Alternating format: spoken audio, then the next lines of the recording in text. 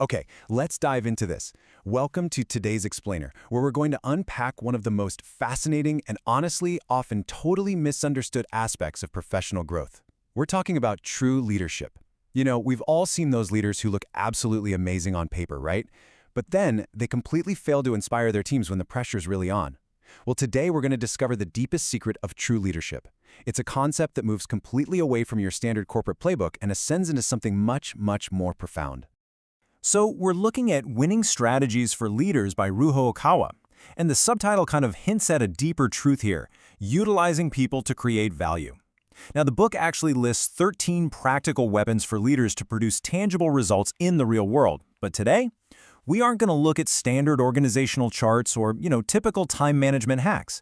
Instead, we're zeroing in on a highly disruptive, deeply philosophical concept hidden right in the middle of the book, specifically in Chapter 5. Here's our roadmap for this explainer. First, what is the winning weapon? Second, the source of trust, virtue. Third, the courage to face flaws. Fourth, learning fairness from Lincoln. Fifth, the stages of love and total virtue. And finally, building the leader's vessel. As you'll see, we're going to transition from the physical reality of business strategy right up into a deeper, character-driven ascension. All right, Section 1. What is the winning weapon? And this brilliantly illustrates a really important contrast. Think about it. When the chips are down, when standard tactics completely fail, what truly makes a leader victorious in the long run? We almost always think it's about having the sharpest intellect, right? Or maybe the most aggressive market strategy. Standard strategy relies on skills, tactics, and cold, hard logic. And hey, those are absolutely important. But Chapter 5 introduces concepts you literally never see in a typical boardroom: virtue, fairness, and love. It's all about selfless giving. The book argues that these character-driven concepts are actually the absolute most potent practical weapons a leader can possess. Moving on to Section 2, the source of trust, virtue. So if skills just aren't enough, what is the core foundation of a leader's influence? Ultimately, it all comes down to trust. But how is that trust actually formed? It's based on how others unconsciously perceive your fundamental character. In the text, virtue is defined as the ultimate source of trust that naturally oozes out of a leader's character. I mean, think about that word for a second. Oozes. Ultimate trust isn't something you can just demand through your job title or your authority. It's an aura. It naturally overflows from within you. People can just sense whether you're genuinely looking out for them or if you're just looking out for yourself. That overflowing quality, that virtue, is the absolute bedrock of all true leadership. Section 3. Courage to face flaws. Now, nobody is born with a perfect character, so how do we actually build this virtue? Well, this is where the work gets highly personal and, honestly, quite strict. There is a fundamental prerequisite for expanding your virtuous character. Genuinely ask yourself, what stops a leader from growing? Without one specific quality, there's absolutely zero development for a leader. Just take a brief second to reflect on what that might be. The crucial point here is the attitude to honestly reflect on and actively improve your own flaws. I know, it sounds simple, but it is incredibly difficult, especially for high achievers. You know how it is. When we gain a little bit of power or success, our egos tend to inflate. We start blaming the market or our team when things go wrong. But the very moment you lose the humility to reflect on your own shortcomings and take active steps to improve them, your growth as a leader completely halts. There is just no development without this raw, unfiltered honesty. Let's hit Section 4, Learning Fairness from Lincoln. To make these abstract concepts of virtue and self-reflection a bit more concrete, we really need a historical model.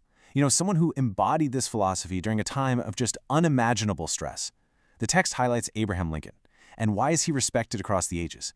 Because his legacy wasn't just built on savvy political maneuvering. It was built on fairness, selflessness, and prayer. During a time when the nation was literally tearing itself apart, Lincoln didn't rule with an iron fist of personal ambition. He operated with a selfless mind, constantly seeking a fair and just outcome for the greater good. That combination of fairness and a deeply prayerful, selfless mindset is exactly what unites people across time. It's the ultimate demonstration of virtue in action. Let's move to and see how this builds in Section 5. Stages of love, total virtue. So we've talked about virtue and selflessness, but how do we actually measure it? The book provides this fascinating framework that connects virtue directly to 3 progressive stages of love.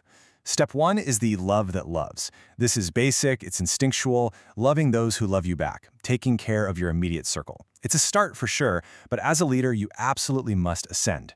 Step 2 is the love that nurtures. This is where you actively invest in others, guiding them and helping them grow their own skills and potential, even when it takes immense patience. And finally, the highest peak, Step 3, the love that forgives. This is the incredibly rare ability to absorb mistakes, to forgive those who have wronged you or completely failed, and to give them the space to redeem themselves. A true leader must ascend these specific steps to truly develop their capacity. The source's core formula here is brilliantly simple. The total amount of virtue you possess as a leader is strictly proportional to which stage of love you can reach and maintain. If you're only operating at step 1, your virtue, and therefore your trust and influence, will be pretty low. But if you can stretch yourself to step 2, really nurturing your team, your virtue grows. And if you can achieve the towering heights of step 3, the love that forgives, your total virtue expands massively. Your capacity to lead scales exactly with your capacity to love in these higher, much more selfless forms. And finally, Section 6, Building the Leader's Vessel. So we have all these incredible pieces on the board now, reflecting on flaws, learning fairness, and scaling the stages of love. How do they actually fit together to create the ultimate winning strategy? Well, these 3 components make up what the author calls the leader's vessel. Think of yourself as a container.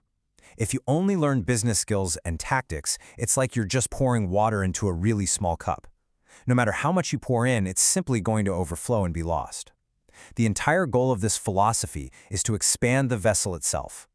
By reflecting on your flaws, practicing true fairness, and ascending the stages of giving love, you build a massive container of virtue. And it is exactly this power of virtue that ultimately defines the size and success of the leader you can become. So, I want to leave you with this final, provocative thought to take with you from this explainer. Which type of love is filling your vessel as a leader today? Are you just loving those who make your job easy? Are you actively nurturing your team? Or are you finding the courage to forgive and truly elevate the people around you? The source of ultimate trust is entirely in your hands. Thank you so much for joining me for this deep dive. I really hope this sparks a desire to keep expanding your own vessel. Keep ascending and keep learning.